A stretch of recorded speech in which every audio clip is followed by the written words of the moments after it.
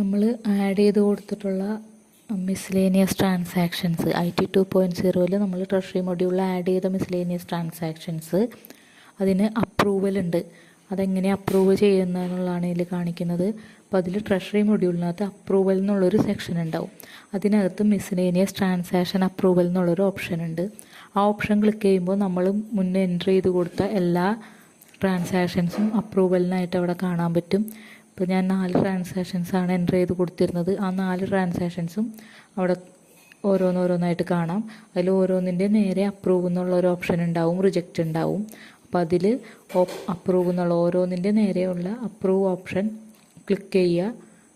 അതിന് റിമാർക്ക് എന്നുള്ളൊരു സെക്ഷൻ ഉണ്ട്. അവിടെ നമ്മൾ റിമാർക്ക് എൻ്റർ ചെയ്ത് കൊടുക്കുക, അപ്രൂവ് സെലക്ട് ചെയ്യുക, അപ്രൂവ് എന്നുള്ളത് ഓക്കെ കൊടുത്ത് ഓരോ ട്രാൻസാക്ഷനും ഓരോന്നായിട്ട് നമ്മൾ അപ്രൂവ് ചെയ്ത് കൊടുത്തു കഴിഞ്ഞ് കഴിഞ്ഞാൽ നമ്മുടെ വാലറ്റ് ബാലൻസിൽ നിന്ന് ആ ഒരു എമൗണ്ട് കുറയുകയും നമുക്ക് DTRലും TCBയിലെല്ലാം ഈ ഒരു എമൗണ്ട്